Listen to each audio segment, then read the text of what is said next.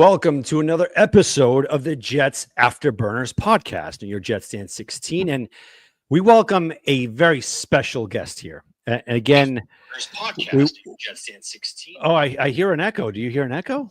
Sorry. Good. Oh, it's a good thing. It's a good thing. I sent the link out. I'm an amateur. So good. We welcome a fellow New York Jets podcaster whose show is taking Jets Nation by storm. He is the host of the Nick Shine Show. You can catch his amazing channel in the description below. The very famous, my dude, Nick Shine. Welcome to the show, my man. You're being too kind, man. Thank you for having me. I appreciate it and looking forward to this discussion. You deserve it, man. Again, like we're hardcore Jets fans. We've been through the ups and the more downs and like the suffocating moments, but we stick thick and thin. We're in it. We're in it no matter what. And I always admire your passion for the sport. And you always spit facts. There's no stopping, and you are as transparent as they come. Dude, how did you become like this? Life beats you down. And you know, when you live a life of being an addict, and then you rid yourself of that, it's so beautiful to just not have to pretend or wear a mask anymore. You know, like it's liberating to just be yourself, and like, all right, I don't have to look for acceptance with anybody. I'm a Jet fan. Nobody accepts us, right? like we have our own group, we have our own world, right? But you know, to be, I don't care. You like me, you like me. You don't like me, that's your choice. Have a great day. God bless you. Like I've gotten to the point where I just don't give a damn what anybody thinks. Like, you either ride with me or you're against me, and that's your call, man. I'm going to be me. I love it. And that's the premise of this series here. And it's the off-season health of an NFL fan. It's just sports fan in general. Sometimes we go into a vortex of either depression and we attach ourselves to certain vices. And again, just for our audience, in a moment, we're going to hear about the struggles of alcohol addiction and the dark path people encounter. Yet through the dire mental restlessness, there is hope with persistence, determination, and the right help to turn one existence around into the right track of what life has to offer. Nick, I'm going to be asking you some tough questions, but I know that there are people out there that are listening that are going through a torment, a nightmare, and they feel that there is no way out. What was your journey like, and how did you make this change for your life for the better and to save your life? It was torture. Drinking, drugging, not being happy in my own skin, always looking for an escape or an outlet to get out of reality. Living in La La Land, not accepting what the world had given me or what I was giving the world, and always looking for an outlet, a way to escape and get, like I said, get out of my own skin. You know, whether it was drinking or you know, doing other things that just not help, but hurt you. But in the moment, you think it's helping you. In the moment, you think, this is what I need. I could just escape this. But then you wake up tomorrow and you feel worse. But then you compact that with more bad decisions because you're like, all right, F this. I already did it one day. I could do it another day. And I'll just escape and I'll escape and I'll escape. And then the lies, the cheating, the awfulness that comes with all that. You know, I had 20 months sober in 2016, February 20th of 2016, till October of 2017. And my father had gotten diagnosed with terminal cancer. And when I found that out, I celebrated that news with an 8-ball and a 30-pack. And about 3.5 hours later, when they were gone, I re-upped on both. And it just, I never allowed myself to learn how to deal and cope with life. And the coping mechanisms that I lacked allowed me to go down paths that I shouldn't. Right. And, you know, it took me 5 years, 5 days, and 5 months to stop. And March 10th will be 2 years. And it's the best gift I've ever given myself. And me being someone who always looks back at decisions, good or bad, proud or regret, I'm always saying to myself, you fucking asshole. Why did you wait so long? Like, you're making your life good. You know, I've had a heart attack. I have diabetes. And now, like, I'm saying to myself, man, you wasted 15, 20, 25 years of your life doing shit that you have nothing to show for it. And at 44 years old, I started rebuilding my life. And it's slow, it's steady. But for those of you out there who may be questioning if you should do it, for those of you out there who may have doubt that you can grow, or, oh, if I don't have this, I don't have anything, you're lying to yourself. It's your addiction talking to you. There's nothing more rewarding than having, like, because listen, when you stop drinking, life doesn't stop punching. You know, you don't wipe the slate clean and say, hey, life, you're gone. I'm good. I stopped drinking. Life still punches. The reward is in being sober, being present in the moment, and being able to fight and punch back. And I mean, like, I've said this to a lot of friends, a lot of people who've reached out to me for help, and there's nothing more rewarding in my life than putting my head down on my pillow at the end of the night and being sober. No matter what happens. No matter if I argue with my ex about time with the kids or the stupid fucking Jets or anything, I got through another day. And that's all it is. And somebody told me early on, and I'm sure a lot of people have heard this message, just say, I'll do it tomorrow. I won't drink today. I'll go drink tomorrow. Right. And then tomorrow gets finished. I won't do it today. And you kick the can down the road, you know, and it's, my journey was painful. I still hold a lot of pain inside and regret, but you know, if I can help somebody, and I get people reaching out to me all the time, either through Facebook or through the show or through a DM or in person, then it's all worth it. Wow, man, I have and what I live right now is beautiful. Am I still an asshole? Yeah. Do I still make inappropriate jokes? Yeah, that's who I am in my core. Right. But you tell me you need help, man, I'm dropping everything to help you. What a character, man. It just showcases your resolve on this, and you're inspiring so many people by this story. I just want to get in a little bit deeper on what the stranglehold was. Like, at what point in life did it say, all right, you know what, this is a good thing. This is, you know what, drinking, that vice. Because again, addiction comes in so many different forms. Alcohol is one of them. Yeah. Food is another one. It's just a litany of them. But it's to get to that certain point where you have to face yourself in the mirror and say, am I comfortable with this individual that I see in front of me? What was that kind of spark that you're like, all right, you know what? This is like, at the young age when you're like, alcohol is great. I love this. Oh man, it started at an early age. It runs in my family, and my father had issues, and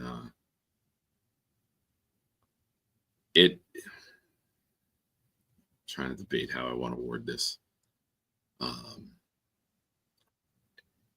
There was a point where I realized it went from fun and social to a need and dependent upon. And now I could go a week or two without having a drink. Done it many times throughout the years, went 20 months. My issue was always, I was the last man standing. I wouldn't let the party end. I would find ways to keep it going. All right, we're going to the Jet game. All right, I need a 30-pack before the game. I need a 30-pack for after the game. I got to have other things to go with it to make sure. It would always be planning ahead. It was always, that was so important to make sure I could keep the pain down that I was just hiding inside. And I could be the one to drink the most. I could be the one to party the longest. I can go for 3, 4, 5 days straight, no sleep, just rocking. For what?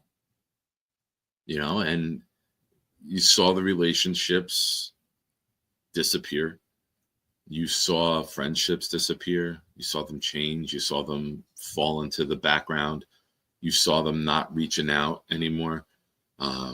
It went from people that you hung out and partied with, and they could maintain, party a little bit on a weekend and get back to real life. I was looking for real life to never start again. Right. So, and when I was an addict, I lied to myself. I lied to everyone. I lied. I manipulated. I didn't. I mean, I guess I stole time from myself and others, and by not being present. But I worked hard. I partied hard.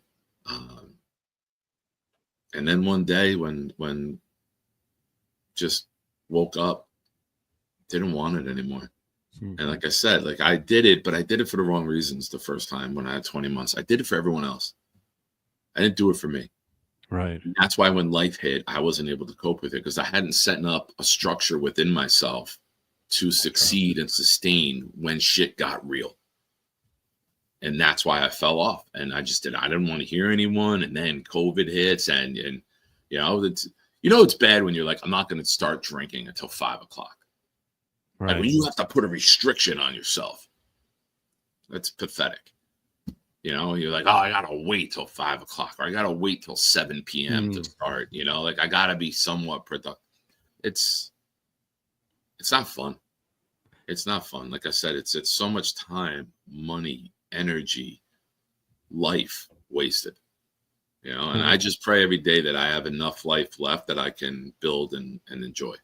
Well, you're definitely you're heading in the right direction, Nick. And, one thing I wanted to touch on what you had said briefly, it's the camaraderie of friends, right? I remember, going to church and listening to a sermon, and part of it, they said, friends are like the buttons in the elevator. Either they'll bring you up or they'll bring you straight down. And I've always noticed that if I have the right Amistad, people around me that are smarter than me. Again, another adage is if you're the smartest one in your friends, get new friends. Like you always want to level up. But same boat, man. Growing up, booze was the way to go. You go out to a club and you're just smashing down shots and drinks and this, and you don't want the party to end. Yeah. And as time goes by, after I had my daughter, it was a game changer, man. It was like these little eyes are looking at me. I'm setting the precedent here. What am I doing? And at that point, I started thinking as well, what are the changes that I need to do? And that's where I wanted to dive into a little bit more. The reassessment, the reevaluation period, where was it? Was it yourself? Was it family? Was it something that sparked outside of you? Or was it so deep within you that you had to face this demon head on and say, enough is enough. I'm taking over.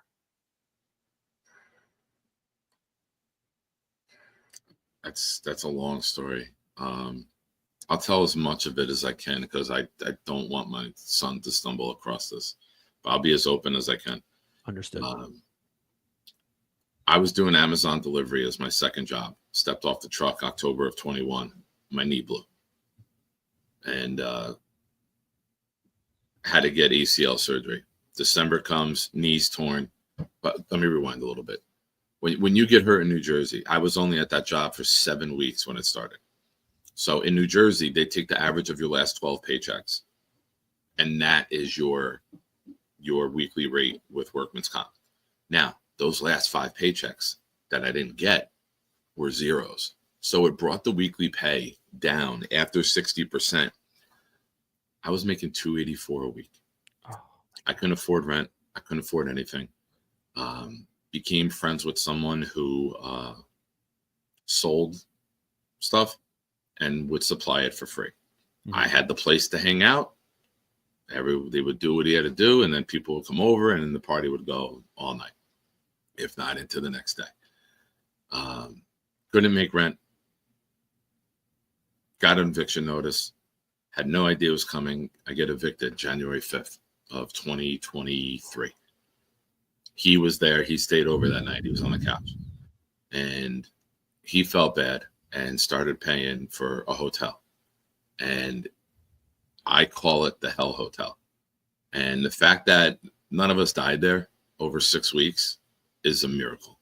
It really, truly is a miracle that we all walked out. And when I was there, it was the lowest point of my life. But I am forever grateful for it, because if I didn't experience that, I may have not ever quit. And it was around the clock partying, going as long as you could, sleeping for 18 hours, and then you get up and the party would just start again. There was no cost for anything. Maybe run some errands for him and like, go get food and do other shit, but he covered everything. And it was awful. And I remember I would go 3-4 days towards the end, early February, right around the Super Bowl.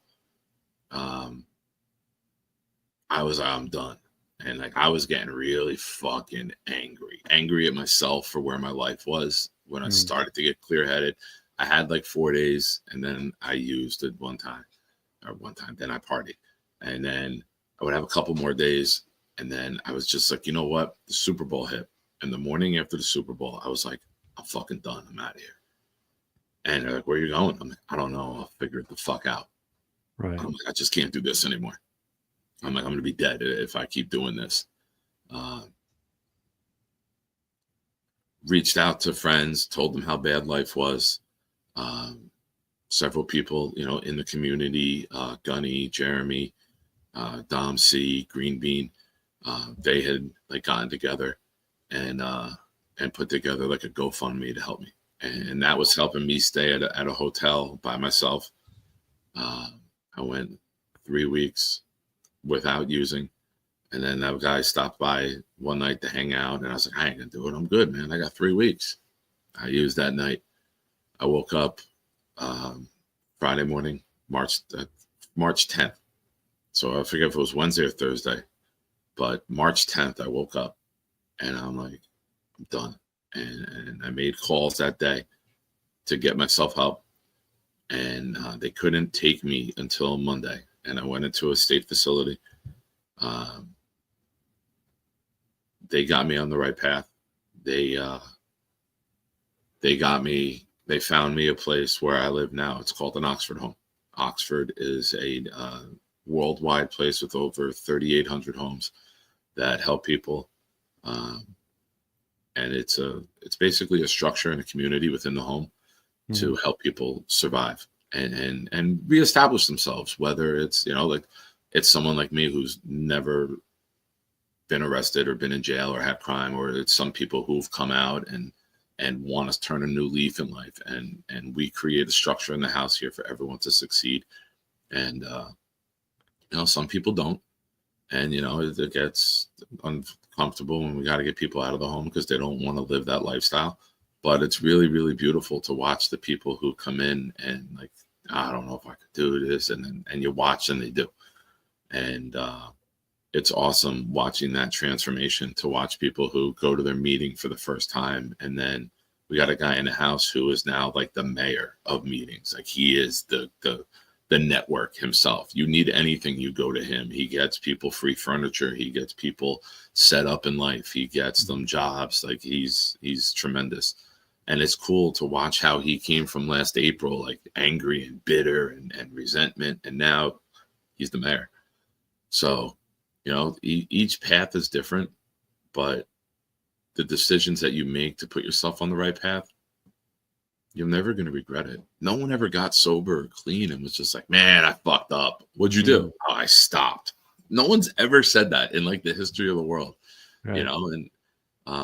But with my path going back, I know I can ramble on with this shit because I'm so proud of it. Like I could just talk forever about it, but I finally made a decision to love myself when I didn't for so long. That's as real as a statement as you can get from me. Like, I just didn't give a shit. There was times I said awful things to loved ones, and it was horrible. I wasn't proud of the person that I was. And I would hide in shame, or I would be out in public and high and like trying to fucking hide it, and like going to a liquor store afraid if someone was going to see me, or being out at a bar and being fucked up and afraid that someone would see me. Now, man, I look forward to people seeing me again, because I'm happy about who I am. And I don't ever want to take that from myself. I won't. If I'd say this all the time as like my joke, but to deliver a point. In 2023, March 10th, I got sober. I went away for several weeks. Came out, moved into a sober home in Woodbridge. Finally got the knee surgery done in May after having no ACL, MCL, PCL, meniscus torn in October. My diabetes levels were too high. Could never have the surgery. May 11th, I finally had the surgery.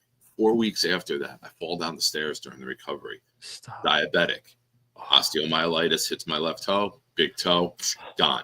Oh, geez. Now I'm back on crutches again after just starting to walk after 4 weeks from the ACL surgery. The day that I get cleared to walk is Friday of opening weekend.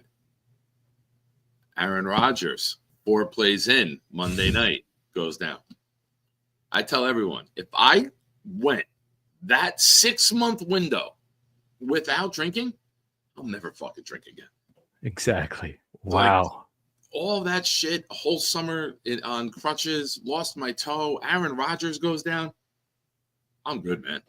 Like, you ain't ever going to hit me with any. I joke with my mom and say, Mom, I can deal with you passing away. I go, I don't mean that to insult you. I mean that to let you know Nikki's going to be okay. It's empowering. Like, again, really continuing to hear that it does sound maybe from an outside perspective, oh, it's selfish that you have to love you. You need to love yourself before you love the next neighbor, the next person. You have to put yourself in a position where you have to continue to edify and move forward, elevate yourself. Nick, what you're bringing here, you're touching people's lives, because I got to be honest, there's a lot of issues going on that people are afraid to talk about. They're afraid to seek help. That's where failure hits. Until failure hits. That's how you live a life of failure. When you think the problem will go away, you're afraid to address it. You're afraid to speak up. You're afraid to reveal what's behind the curtain. Thank you, guys. I do see the comments in chat. You guys are fucking awesome. If you don't love yourself and you don't give yourself that self-love and you don't allow yourself to succeed, you're always going to fail. And you're always going to blame everything else. That's the biggest part of being an addict that no one really realizes. That you never look in the mirror. I looked for reasons to use, Dan. I would be like, oh, that car cut me off. Fuck that. Now I'm going to go fucking drink. Yeah, but got my reason. My anger fueled me, which is why now I try not to get angry. My anger was my biggest trigger. My anger led me to want to do the bad things. My anger led me to be a person that I couldn't be proud of. Because if it was yelling at someone during a game or yelling at someone in traffic, the person I was really yelling at was me. I didn't have the balls to admit it, dude. Everyone else was the problem. Nikki's okay. It's the biggest lie I ever told myself. Day after day, year after year, decade after decade. Everyone else is wrong. Everyone else is fucked up. Everyone else makes mistakes. Where are you at, Nick? You lost your house. I still have my kids, but like I don't want to get into that story, but I didn't get as much time with them as I should have. I chose not to be there. I chose to drink. I chose to drug. I maybe chose to party too much the night before and miss out on things I was supposed to do and my responsibilities in life. I know I did. I said the most awful things to people because I was angry at me. Right. I hated myself. And I just didn't have the balls for so long to say that. It's wild where addiction takes pride to a new level where it can't do anything wrong. You can continue going back at it. You could try, you wake up. I remember with my weight addiction of just sugars and food, the morning of, I would look in the mirror and I'd say, today's the day. Today is the day. And we could draw a parallel here because I know that during the day, I would hear a soft whisper saying, fuck you. Today ain't the day. I got you. And you'll never be let go. On and on. This would be a cycle. And I came to grips with it. All right, you know what? I guess I'm lost. I'm a loser and I have no other route to go. And I guess this is how I'm going to be until a heart attack occurred, until I would be lying on the couch and seeing life go by, my 2 kids, my wife, everything just going by. And I think making that decision humbles you. And again, what you give back is immense, Nick. You know, showcasing and helping others and you showing to so many people, even your family, the precedence. You're setting the bar. Yeah. I commend you, man. Thank you. You know, continue doing that. Don't ever stop, dude. This is something where it's who I am now. Yeah. It's who I am. And there's people who can go out, have some drinks on a Friday after work, do all their responsibilities on a Saturday. Correct. Watch football on Sunday, have a few drinks, and then stop. Now, I was at my fantasy football draft, not this year, the year before, 2023, when I first stopped drinking.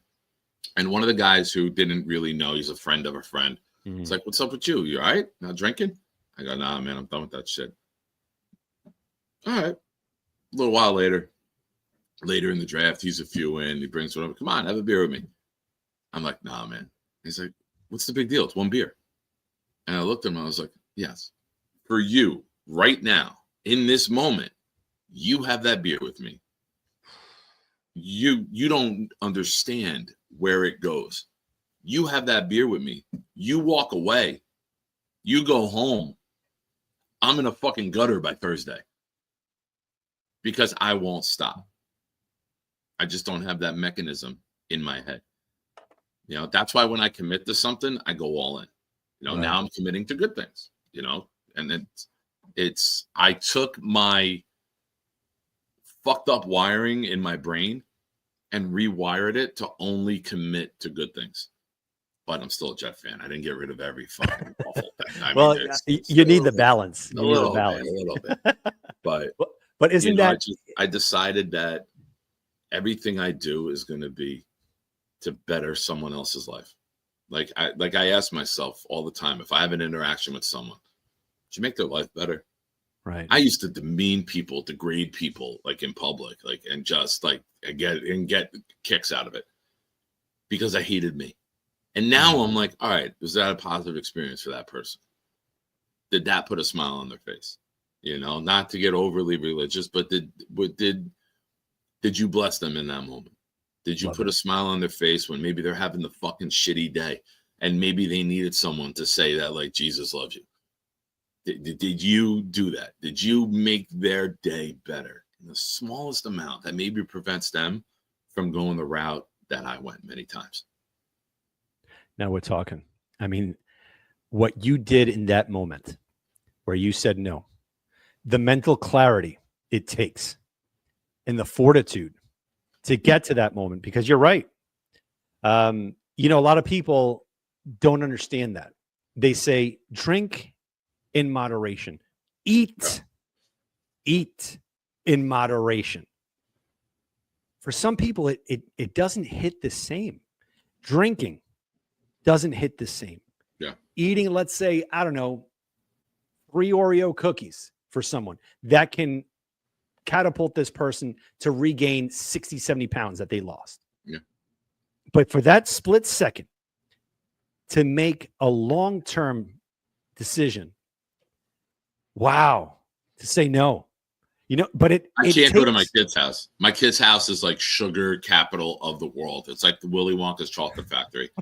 And I'm an addict and I'm diabetic. I got a sweet tooth from my father. God rest his soul. I got my sweet tooth from him. I can't resist cookies. I can't resist cake. I can't resist peanut butter. Anything peanut butter, I'm in. Right. And I'll go to the kids' house and I'll say hello to the kids. I'll give them hugs and kisses. Their dog will jump on me, and then I'll push the dog out of the way, and I go check out the cabinet. Where's the peanut butter pretzel nuggets? Where's the Reese's? I know you got Reese's. Where the fuck you hide it before I got here? Like, that's the addict in me coming out. Like, it's a joking way, but I see it. Yes. And then being the diabetic, I'm driving home, and I'm like, damn, my fucking body burns right now. Why the fuck did you eat that? I bring the peanut butter crackers in the car with me for the ride home. It's like, damn, man, I can't even go see my kids because like I got to tell them, come outside. I'm going to pick you up. Come outside. I'm not even going in because I know what's going to happen if I go in that house. But and it's there tough. is addiction.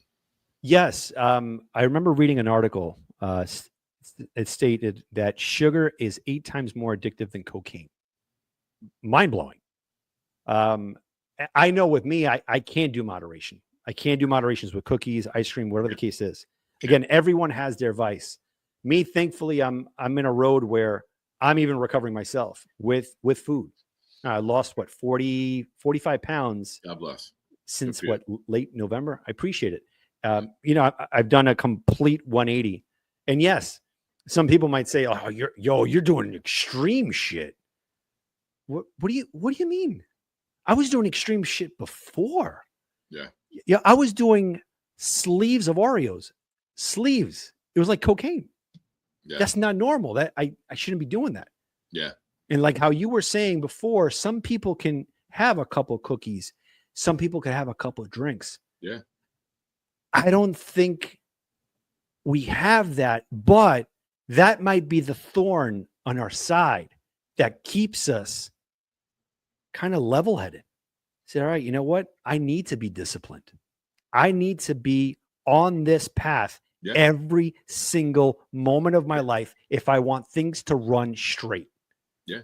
And my friends in here, the guys and gals know, they make fun of me in the Discord group because I go to ShopRite so much. Do you know why I go to ShopRite so much? A little behind the curtain reveal for you guys watching. And thank you for coming over and supporting Dan. Make sure you guys subscribe to his channel too, by the way. Appreciate it. I'll eat it all.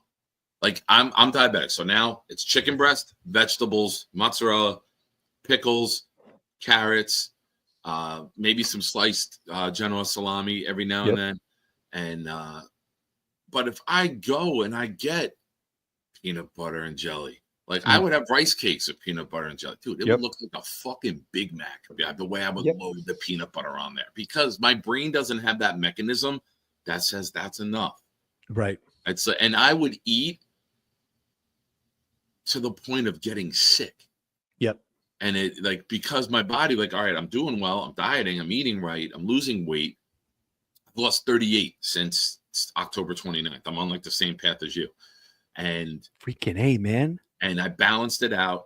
I lost quick. And then I was 277 when I stopped. I'm 277 now. And now March 1st, I'm kicking in hardcore again, going to join the gym and all that and take it to another level. But I was 382 at my max. So I've lost 105 from my drinking days. In 2018, I was massive. I can't believe I did have a heart attack. I don't even know when I had it. They did an EKG and they're like, you're not having a heart attack now, but you've shown that you've had one. And my girlfriend at the time's like, what the fuck you mean you had a heart attack? I'm like, I told you I didn't feel right. But like, I didn't give a shit about me. What was next? Dude, summer of 22, I was in the hospital. Johnny Boy might remember this if he's still here. I was on with Jeremy, Jets Chaos, and others from the hospital. I got out of the hospital. I was in there for a heart problem.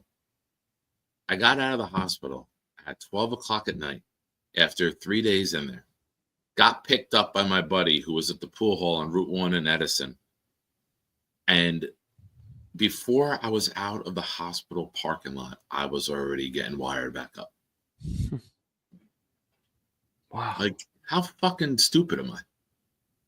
because I didn't care. Like, I hated my life. Like, I didn't want to live a life that I was living. It's like, man, things aren't going well. Nick couldn't accept that. Nick found ways to make that thought and that process and that pain temporarily go away. But you know what? You wake up the next day, it's worse. It's worse.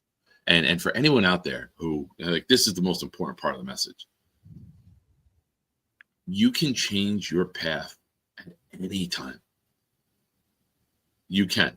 I tell the kids I've coached in football throughout the years, they all know Coach Nick says this line: believe in yourself. It's the most powerful force on earth. When you believe that you can do something and when you believe you can accomplish something, you can. For years, I didn't think I could get sober. For years, I didn't think I could get sober. For years, I thought it would be torture. How am I going to live my life like that? How am I going to enjoy sports without that? How am I going to talk to girls without that? Right. I'm okay. It's possible. It's better.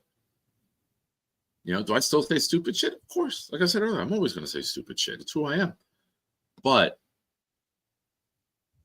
I don't cross the line of being overly rude and offensive to people to the point where they become miserable. They hate their interaction with me and they don't want to speak to me ever again.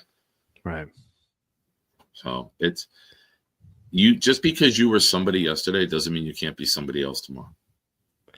You don't have to let your past dictate your future. You can draw that line in the sand at any fucking time and just say, you know what? That changed. You know, I'm not going to be the person that wears red sneakers anymore. Now I'm going to wear the white ones. I'm not going to be the person who cuts people off in traffic. And whatever it is, whatever you decide in your brain, however far you want to go with it, believe in yourself. You can change your path at any moment, at any time. And if it's a positive change, you're never going to regret it, ever. And also the negativity of the people around you that start saying things and start giving you new names, new nomenclatures. And you're like, and you start believing it. And I remember reading a passage that said, someone's opinion of you should not become your reality.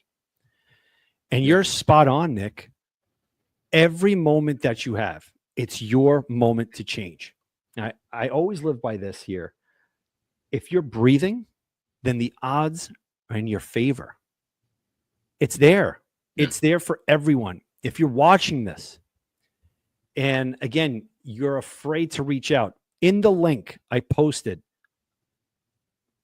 links to help, to reach out. There are phone numbers. There are ways. There are consultations and whatnot. People that want to hear, Nick, reach out to Nick. Nick, dude, what you do for that community, oh my God, man. You're a superhero. You're a real life superhero doing that. And it's Thank you. I'm just honored having this opportunity. Again, dude, like, I appreciate your openness on your life experience. And again, you're truly motivational on this. I try to be, man. I try to be, because part of my looking back is, did I miss signs? Did I neglect help? Did I not be receptive to people trying to help me? So I don't want anyone to ever misconstrue the fact that I'm there to help. I've had people in this community, in the Jets fan community, reach out to me.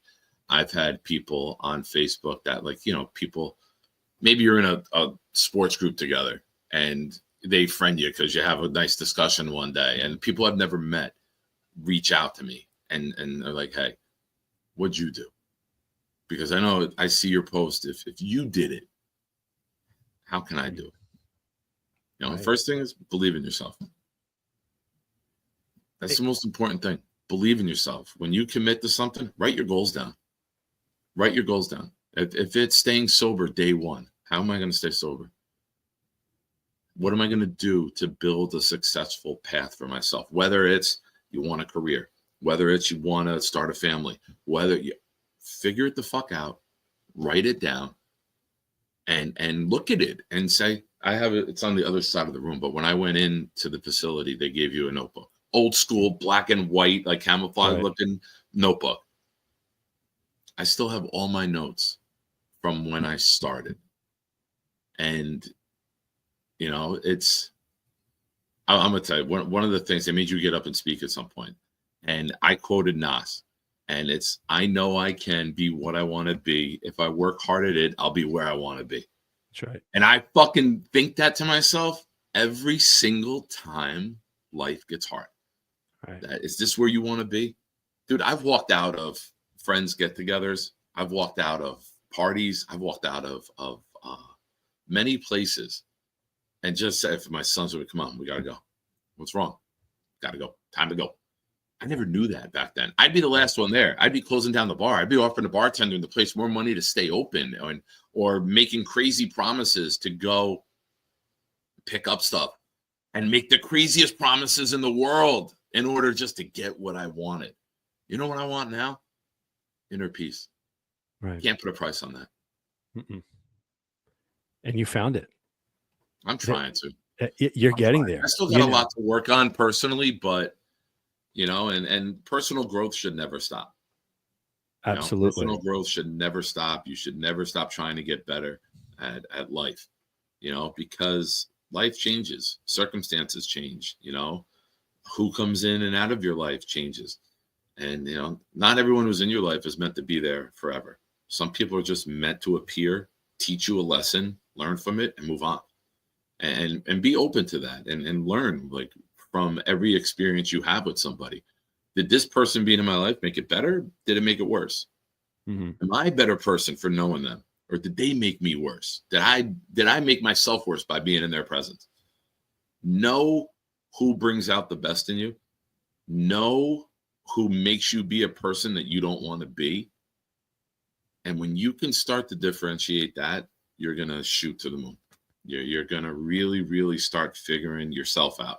Some people get that at 13, 14 years old. So I'm jealous of that shit. I didn't get that till 45, man. I'm learning how to adult at 45. And I know people who know me are probably laughing at that, but it's true. Like, I went many years without giving a shit about bills, without caring about anything. Just how do I get high? How do I get drunk? That was my goal. Not how do I make my life better? Not how do I improve my circumstance? It was, hey, can you help me out? Hey, can you help me out? Hey, can you help me out? I need some help. I was the only one that could help me. Right. All that other shit was temporary. Place to stay for a week, place to drink, place to party.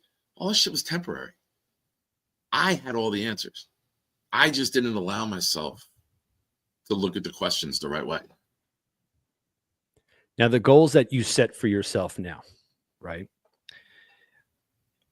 They're attainable, right? As tough as it is that you went through this harsh experience through life. Again, I know subjectively, sometimes there are certain actions.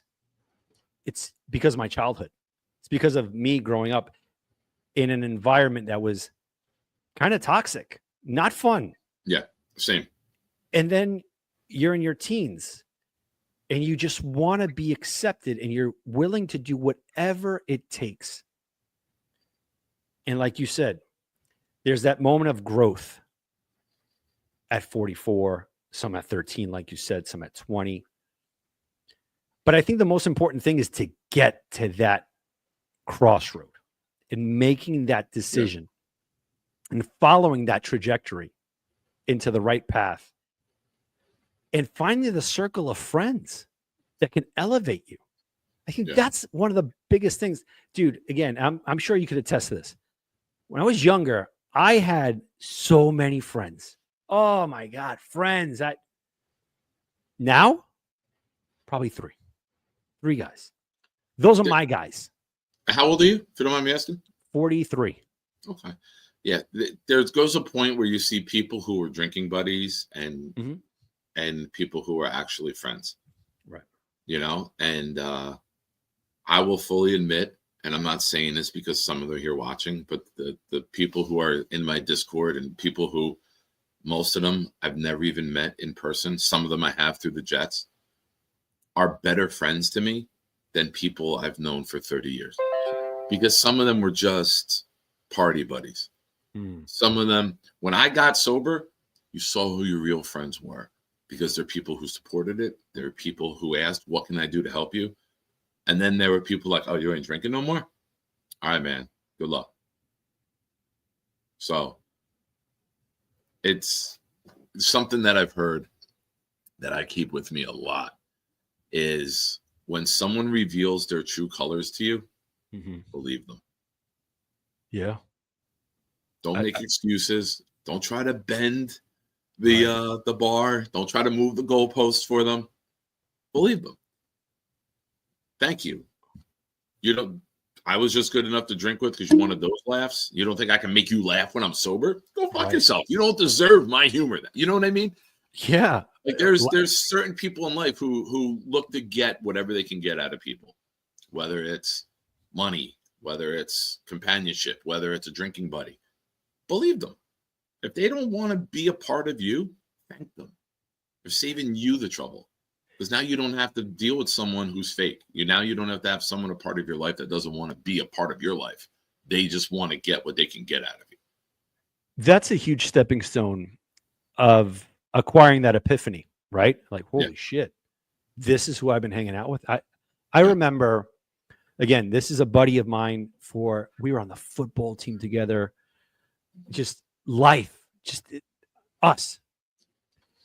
As time went on, and it was right before COVID, I'm pretty sure you know Claudio and Gotham City Crew and all those guys, right? We all hung out the best. And it took me a while to kind of like garner the entire thing together. We're all having a great time. We're watching, of course, Luke Falk. I mean, what better quarterback than that? Oh, the cornerstone of the Jets franchise. I understand.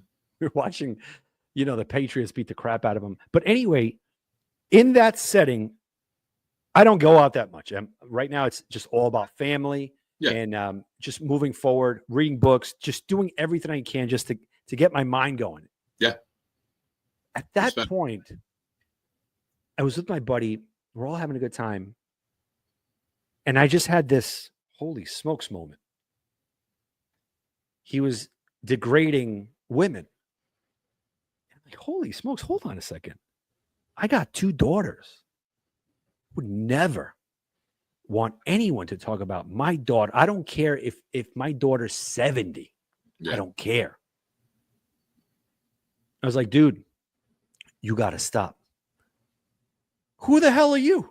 Who the hell are you to come on, dude? Like, what, you're God or something? Nah, man. Like, let's mature. Let's leave that behind. She don't need that. Yeah. She don't want to be here anyway. No. I left him. I left the bar. I was his ride. I left them. And it was a struggle within. Yeah. And every little bit of me was like, yo, don't do that, man. Don't do that. You got to go back. Like you said, you're just trying to cut corners and saying, no. No, I can't. As time went on, our friendship rekindled, but there are standards. Don't do that shit. And I think that's one of the best parts, right, Nick? When you can grab the bull by the horns and say, if you want to be my friend, these are the borders that you have to follow. Because if you don't, just like I dropped you, I will drop you again. Because this is not who I want to be seen with. I want to be seen with people that are changing in the right direction. Individuals that are just elevating their game, positivity, and enriching other people's lives. That's right, Nick, this is my first time interviewing you. And I know that we had you on the show and I couldn't be there. And again, I apologize. Liam couldn't make it today. He had a family emergency. But I appreciate you, man. I really appreciate. I'm honored that you asked. You have no idea that this is something that I'm hoping that we can grow, man. We can grow together. This is something that is powerful. Let's keep shrinking. Let's keep losing weight. Let's keep shrinking. I got another 20 more pounds to go. Thank you, man. It's getting there, but it was very difficult not to breathe. It was very like going up three stairs, not even a flight. 3. this headband's not working. Many times stopped midway and then had to get the momentum going again. Yeah, I get it. It's crazy that you had knee issues. Last year I had my right knee scoped. Not fun, man. And it was just trying to get out of a way of a 2-car collision that popped the corner, and not fun. No, but you know what? What doesn't kill us makes us stronger. Yeah, stronger. You're a strong dude, Nick. And again, just to words, but I really do. Without a doubt. Again, for people that are living under a rock right now, where can they find the great Nick Shine? The Nick Shine Show, and this goes to anybody. Reach out to me if you need any sort of help, if you need personal reassurance, if you need advice. I'm not perfect, but I will do my best to help someone. And I promise you, there's many people who have reached out to me for help. The names are never known. Their stories are never told. I had someone reach out to me today who had a very difficult circumstance put in front of him. And after talking to me, he conquered it. And it's a very good friend and somebody who just needed a friend at the right time. And I popped up. So I believe God puts everyone in someone's life for a reason. And if I can be a reason to help you, I'll be glad to be part of that journey for you. And your name will never be told, and your story will never be told. And if you need help, ask. It's the best thing you can do for yourself. It really, truly is. Nick, I'm truly honored for you to come in on the show. I'm honored that you asked, man. I'm honored that you asked for this reason, for this topic. This is something that you could tell I'm very passionate about. And yeah, thank you. And thank you, everyone who watched or who will watch. I appreciate you taking the time to view this tonight. A little different side. And it's a great side of you, man. Yeah, honestly. Again, I respect I'm not one to curse. That's the thing. You got that out of me today, man. You got me out. I have that effect on people.